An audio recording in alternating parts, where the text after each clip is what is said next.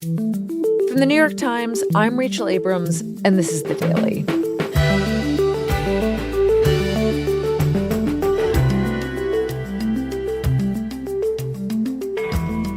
After President Trump's announcement of a ceasefire between Israel and Iran, all sides are claiming victory.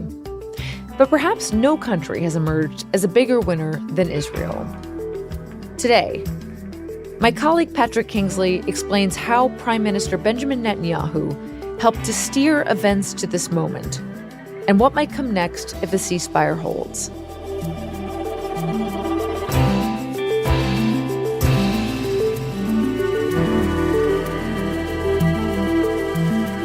It's Wednesday, June 25th.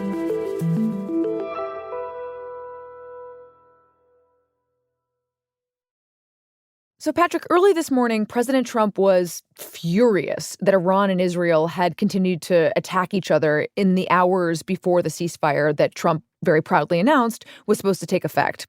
The president even said, they don't know what the blank they're doing, but he used a word that rhymes with schmuck. And what he was really angry about, it seemed, was Israel. Specifically, he did not want Israel to continue dropping more bombs. He basically said or demanded that they were going to turn their fighter jets around. And so I think the question on everybody's mind right now is, will the ceasefire actually hold? You never know with the ceasefire, particularly in its opening stages. These arrangements can always break down, and they can sometimes result in short spasms of violence before returning to calm. But as we're talking on Tuesday night here in Jerusalem and 2 p.m. Eastern time over where you are, it does seem to be holding. The Israeli military issued an announcement a short while ago in which they said life could return to normal in Israel. And that's a sign that the Israeli security establishment no longer think that Iran is on the verge of firing missiles into Israeli civilian areas. Can you tell us a little bit about how this deal came about? Our colleague Maggie Haberman reported that even some of Trump's closest advisors were caught off guard by his announcement last night. Well, everything happened in fast forward from round about Sunday morning onward. President Trump ordered US planes to bomb 3 key nuclear sites that Israel had not been able to destroy. Then on Monday, Iran essentially decided to de-escalate. Instead of firing lots of missiles at lots of different American air bases and interests across the Middle East, they fired simply at one US military base in Qatar, which was seen as a kind of signal that Iran wanted to respond in a somewhat token way. And then President Trump suddenly announced that he had brokered a deal between Israel and Iran. The deal is a little bit murky. We're not quite sure how it came about, but we do know from other reporting by my colleague here, Adam Rascon, that the leadership of Qatar was essential to communicating between Israel and Iran. And within hours, the Iranians said that they were on board with this plan. Israel was still silent, and both sides continued to strike each other. But then, as the morning wore on, not much more than 12 hours after Iran had struck the American airbase, the fighting seemed to subside. And by mid-morning, the Israeli government had announced that they too were party to this deal. And barring another attack or two from either side, the ceasefire has since held. And it's all happened in surprisingly quick time. We've gone from being in a situation on Saturday night where we were braced for the outbreak of a much broader conflict involving the US across the Middle East to a situation where the Israel-Iran war of 2025 has been contained to just 12 days. Mm-hmm. Now, it was still very deadly. In Iran, more than 600 people were reported dead. In Israel, up to 30. But the bloodshed still came to an end much more quickly than some had feared. That 180-degree turn that you described really is just so stark. The fact that we went from the possibility of this wider war to a ceasefire in just a couple of days. It does make me wonder about Israel in all of this, because they were the ones who were lobbying for U.S. involvement for months. What have they gained in all of this? In truth, Israel is the biggest winner. For years, Israel perceived Iran as the biggest threat to its long-term future. And Netanyahu had made it his life's goal to launch a military attack on Iran big enough to set back its military capabilities and its nuclear program, and in particular, its missile program. Now, we've just seen an early report from several of our colleagues that an initial assessment by the US government says that the Israeli and American strikes may have only set back Iran's nuclear program by less than 6 months. But nevertheless, Iran's program is in a worse state than it was 2 weeks ago. Clearly, some nuclear sites have been damaged. Iran no longer seems to have the ability to fire huge barrages of ballistic missiles at Israel. So the optics of this remain that this is a big win for Israel, even if we're uncertain about the exact nature of the details of that win. And in particular, it's a big win for Netanyahu, who, if we remember, at the start of the war with Hamas back in October 2023, was facing political oblivion. He was seen in Israel as a man who had presided over the worst military catastrophe in Israeli history. And yet now he can claim, following the Iran campaign, to be the architect of one of Israel's greatest military victories. So how did Netanyahu, in fact, pull all of this off? It's a combination of his long-held ambition, a sequence of unforeseen events, and then, as time went on, a series of decisions by both Netanyahu and his military leaders that allowed him to get to this point. The timeline arguably starts on October 7th, when Hamas, which is an ally of Iran, surprised Israel with the deadliest attack in Israel's history. And Netanyahu was at the helm on that day. And that ruined his credentials in the eyes of many Israelis. He and his party plummeted in the opinion polls, and he was at a kind of political nadir. Because people blamed him for this attack. At least in part, he was blamed along with the leaders of Israel's security establishment. And it seemed like this was close to the end of his political career. But then as time goes on, the war against Hamas evolves into a slightly wider war against Hamas and its regional allies. And that leads to a series of decisive confrontations in the second half of last year, 2024, that essentially allowed Israel, if not to entirely defeat Hamas's ally in Lebanon, Hezbollah, to assassinate its top leadership, severely weaken its military capabilities, and force it back from the Israeli border. And that also had a knock-on effect in Syria. It meant the Syrian government, which was a key ally of Iran, collapsed under pressure from rebel groups in Syria. And it did so in part because Iran and Hezbollah could no longer come to its aid because they were substantially weakened by this growing conflict. Mm-hmm. And that in turn sucked Israel and Iran into a more direct confrontation. They had been fighting what we call a shadow war, where mostly they were attacking each other through secret and unannounced attacks, sometimes cyber attacks, sometimes assassinations. And that all broke out into the open as a result of this war with Hamas developing into a more intense regional conflict throughout the course of 2024. And so we enter 2025 in a situation that Israelis, by and large, could not have imagined at the start of this war. Instead of being humiliated by Hamas, suddenly Israel was increasingly dominant And that created what many Israeli leaders, including Netanyahu, thought was a window of opportunity in which Iran was historically weakened and unable to likely rely on its network of regional proxies and allies to come to its rescue in the event of a massive Israeli attack. And Netanyahu and the Israeli military leadership began planning for such a massive attack. Okay, Patrick, just to make sure I have this right, it sounds like this is a story of Israel having this ambition for a very long time to take out Iran and its allies. But it has not been in a position to do this because of this risk of a wider war that certainly the United States has been worried about. But that risk of a wider war now does not look as great as it has been all these years because of all the different conditions that you described. Is that right?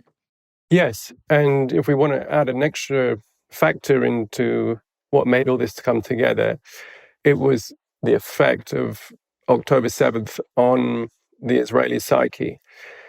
To critics of Israel, October 7th was caused in part because Israel did not end its occupation of the West Bank or its blockade of Gaza, and there was an eruption in response to that. For many Israelis, they've concluded the opposite, that October 7th happened because Israel allowed a threat, Hamas, to grow in strength along its borders, and Israel did not do anything about it soon enough. Mm-hmm. And so the lesson that many Israelis have learned from that is that they need to act preemptively and decisively in order to take out such a threat. And we've seen that, first of all, with Hamas in Gaza, but also with Hezbollah in Lebanon. And now with Iran. Exactly. And what made all of this also come together was the arrival in the White House of President Trump, who, despite making contradictory statements over the last weeks and months, has become a crucial partner in Netanyahu's and Israel's campaign in Iran over the last 12 days.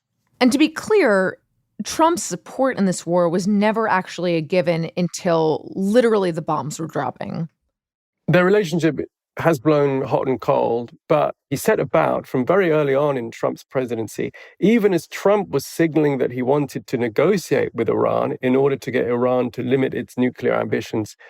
Netanyahu was trying to get Trump to back his military ambitions against Iran and back his vision of destroying Iran's nuclear program, not through diplomacy, but by military force. Right. Our colleague Jonathan Swan told us this whole backstory of Netanyahu coming to the White House. He insists that Iran is very, very close to getting a weapon, closer than they've been in recent times. And Trump is still not convinced that force is the answer. He still wants to try diplomacy. And Netanyahu argues that the only way that diplomacy is going to work is if Trump shows some force. And Trump is still not buying it. He says diplomacy first, but gets increasingly frustrated when Iran seems like it's not actually very serious about making a deal. And as we know, Israel just attacks anyway. They let the United States know they're going to go it alone with or without U.S. help. But Netanyahu seems to have made a very strategic bet that Trump would eventually give Israel the support that it would need, which of course is what happens. Yes, exactly. So to drag in President Trump and the United States Air Force into its attack was an incredible coup for Netanyahu. When Israel did attack on June 13th, they didn't know whether Trump or the American Air Force would join them. They did eventually, some 8 or 9 days later, and that was, in hindsight, what allowed the war to end. It allowed Israel to feel that it had achieved its main objective, the strike on Fordo. It then brought about an endgame where Iran fired back against the American airbase in Qatar. And that then created a situation in which all sides could de-escalate.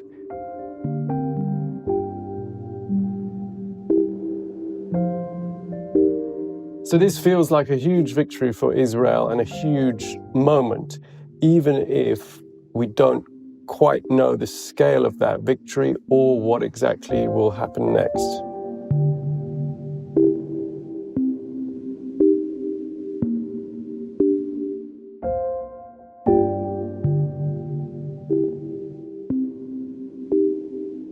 We'll be right back.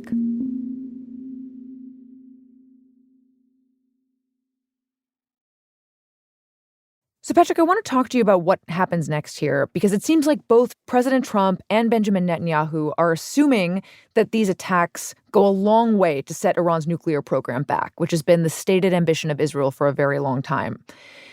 Do we think here, though, that the point for the United States and maybe also Israel is to get Iran to make a nuclear deal? Because my impression has been that that's what the United States wants, but that's not what Israel has been wanting out of this. I think there's a lot of nuance here. Maybe the best place to start is to remember that when an American president, Barack Obama, last tried to negotiate a nuclear deal with Iran that limited Iran's nuclear program, Israel was fundamentally opposed to it because, in essence, they said it did too little to limit that nuclear program and did too little to limit its regional ambitions. Now, there's a world in which Israel is less resistant to a new deal brokered by President Trump. So, just hypothetically, a deal between the United States and Iran would be easier if Israel wasn't objecting to it, right? And we don't actually know whether Iran is going to come to the table and negotiate with the United States. But there is a scenario in which they do. And if those talks did lead to a deal, that would seem to make it true what Netanyahu had told Trump when he met with him months ago, which is that diplomacy is only going to work with a show of force. I think you can argue it both ways, depending on your perspective. On the one hand, it could be that having been reduced to a position of greater weakness by this 12-day war, Iran feels too scared to continue its nuclear program, or in fact galvanized to accelerate even faster towards a nuclear weapon, precisely because it feels it has not got very much time to do so before perhaps a future Israeli attack, and it wants to create an insurance policy against future aggression by creating the very thing that Israel had wanted to prevent it from getting its hands on in the first place.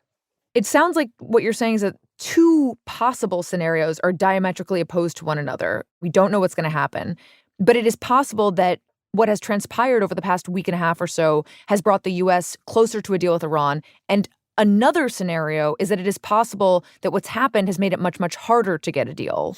Both those things are possible. Time will tell. Patrick, can we just talk about one of these scenarios, this idea that none of this leads to a deal? In that situation, could Israel even call this whole operation a victory? Well, fundamentally, Israel fears a nuclear Iran. And if it sees that Iran actually has not been set back hugely by this 12-day war, the possibility arises that they will attack again and again and again, if necessary. What they've done in these last 12 days is to break Israel's fear barrier about attacking Iran. The challenge for Israel in resuming such attacks on Iran is that they are immensely costly for the Israeli economy and an immense strain on Israel's air defense system. Israel has only a finite amount of missile interceptors, and the longer a conflict with Iran goes on, the more missiles Iran fires, the more interceptors Israel must fire in response, and the greater the risk that a missile is going to slip through and cause a mass casualty event. And these are all factors that may limit Israel's future ambitions of striking Iran's nuclear program, even if it does turn out that those nuclear sites have sustained less damage than Israel and the US previously said. I'm a little bit surprised, Patrick, that when you were talking about the limitations of Israel's military capabilities to attack Iran, you didn't mention the other front of this conflict, which of course is happening in Gaza, where Israel has been waging this war against Hamas for the past 20 months or so. I'm just wondering how what happened in Iran over the past 12 days affects the war in Gaza. There's now growing expectation that actually there could be a knock-on effect in Gaza as a result of all that's been going on in Iran in recent days. Whatever the final assessment of the Israeli strikes on Iran's nuclear program, it is still perceived as a big victory in Israel for Prime Minister Netanyahu. He is now seen as the prime minister that dared to take the fight to Israel's biggest enemy, Iran. And that seems to have boosted his confidence. Some polling suggests it has put him in one of his strongest positions since the start of the war in Gaza in October 2023. And analysts and allies of Netanyahu are saying that this now gives him a bit more room for political maneuver to potentially make a deal that ends the war in Gaza. We're still several steps away from that. But if he has increased his popularity, it could allow him to be more flexible in the negotiations over the future of the Gaza war, because he is now less beholden to hardliners in his coalition who have threatened to collapse his government and send it to early elections that previously Netanyahu risked losing. Now he stands a fighting chance of winning a future election, which means that he's potentially less worried about making a move in Gaza that leads to the collapse of his coalition government. And that's why people think that in the coming weeks, we could be moving towards an endgame in Gaza, just as we've reached an endgame in Iran. Okay, so because the war with Iran makes him more popular, Netanyahu is not as reliant on this hard right group that he has needed up until now, and had insisted on him continuing the war in Gaza and been very reluctant for a deal. And what you are saying is that now he has more ability to kind of ignore the far right because he has other constituencies that like him now that he might be able to build off of. Yes, because he's taken a big step that many Israelis, even his critics, have applauded. That may mean that he stands a better chance of winning a snap election if his government does collapse. Of course, all of this is still in the realms of the hypothetical, and we don't quite know how things are going to play out. But certainly the mood in Israel on Tuesday was one of greater optimism about the sense that there could be a truce that would release the dozens of hostages, both dead and alive, who are still held in Gaza. You know, in a way, it sounds like regardless of the outcome in Gaza, Netanyahu has actually managed to turn the tide of at least a significant portion of domestic public opinion in favor of him and what he's doing with Iran. And he's been able to rally a certain amount of support behind him at a time when maybe that support was kind of waning because of what was happening in Gaza. And that kind of political machination, it makes me understand sort of how he's held onto power for so long. I think what we've seen in the last few weeks is Netanyahu at his peak as a mover and shaker, as a politician, and he's ended up at this point in an infinitely stronger position than he was at the start of this long 20-month crisis in October 2023. So we see a prime minister who has perhaps achieved one of the greatest political comebacks in the history of Israel, if not the wider region. This came about not through intricate and well-thought-out planning over the past 20 months. It came about because of incremental and, in some cases, fortunate developments that were beyond Netanyahu's control and that he simply took best advantage of as time went on. And the sum total of both those unforeseen events and Netanyahu's ability to take advantage of those events has led us to where we are today.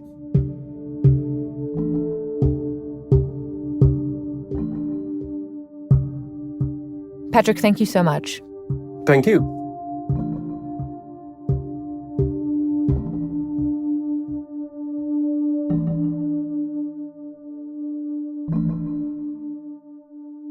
We'll be right back.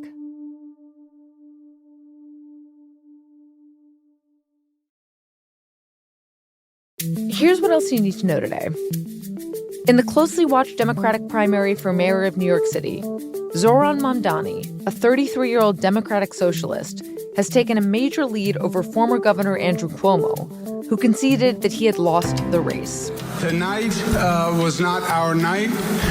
Tonight was Assemblyman Mamdani's night, and he put together a great campaign, and he touched young... The winner of the race may not be official for days. But what's clear is that at a time when national Democrats are struggling to find a message, Mamdani's unabashedly left-wing agenda has found a large audience among Democrats in New York City.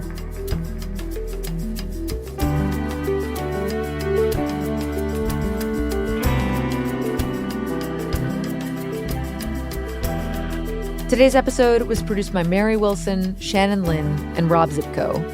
It was edited by Paige Cowett and Patricia Willens. Contains original music by Dan Powell, Leah Shaw Demeron, and Marian Lozano, and was engineered by Alyssa Moxley. Our theme music is by Jim Brunberg and Ben Landsberg of Wonderly.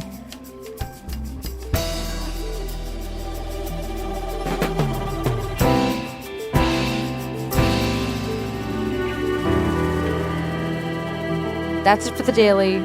I'm Rachel Abrams. See you tomorrow.